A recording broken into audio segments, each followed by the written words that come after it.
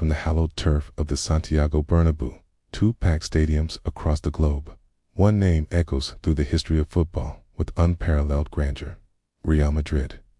This isn't just a football club, it's a global institution, a symbol of excellence, and a home for legends. Today, we're diving deep into the story of the kings of Europe, exploring their glorious history, the icons who wore the famous white shirt, K, and the incredible impact they've had on the beautiful game, T. It all started in 1902. Back then, it was just Madrid Football Club. It wasn't until 1920 that King Alfonso XIII granted them the royal title, Real, and with it, the crown in their emblem.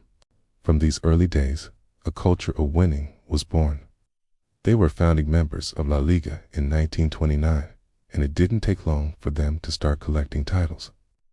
But the true turning point, the moment Real Madrid transformed from a Spanish powerhouse into a global phenomenon, came in the 1950s. This was the era of the legendary club president, Santiago Bernabéu, the man whose vision shaped the club's destiny. He built the magnificent stadium that now bears his name and, most importantly, he assembled a team that would conquer the world. This was the birth of the first Galacticos. K. Leading the charge was the one and only Alfredo Di Stefano. The blonde arrow was a revolutionary player, a total footballer who could defend, create, and score with equal brilliance. Alongside him were other titans like the Hungarian goal machine Ferenc Puskás, the rapid winger Paco Janto, the only player to win 6 European Cups, and the elegant French playmaker Raymond Kopa. Together, this incredible team achieved something that has never been repeated. From 1956 to 1960, they won the first 5 European Cups in a row. Their 7-3 victory over Eintracht Frankfurt in the 1960 final is still considered by many to be the greatest football match ever played. They didn't just win. They played with a style and flair that captivated the world. They established Real Madrid as the benchmark for success. The club everyone wanted to beat, and the club every player dreamed of joining. The decades that followed saw continued success, but the club always looked to recapture that same magic. In the 80s, a new generation of homegrown talent, known as the Quinta del Buitre, or the Vultures cohort, led by the silky striker Emilio Buitrago, dominated Spanish football. They brought a fresh energy and a thrilling style of play back to the Bernabéu, winning 5 consecutive La Liga titles. Then came the turn of the millennium and the dawn of a new era of Galacticos under President Florentino Perez. His policy was simple: sign the best and most famous player in the world each year, and he did. First came Luis Figo, in a sensational move from rivals Barcelona. Then, the maestro Zinedine Zidane arrived, followed by the Brazilian goal-scoring phenomenon Ronaldo Nazario and the global icon David Beckham. Watching this team was like watching a Hollywood blockbuster. The talent on the pitch was simply breathtaking. Who can forget Zidane's unbelievable volley in the 2002 Champions League final against Bayer Leverkusen?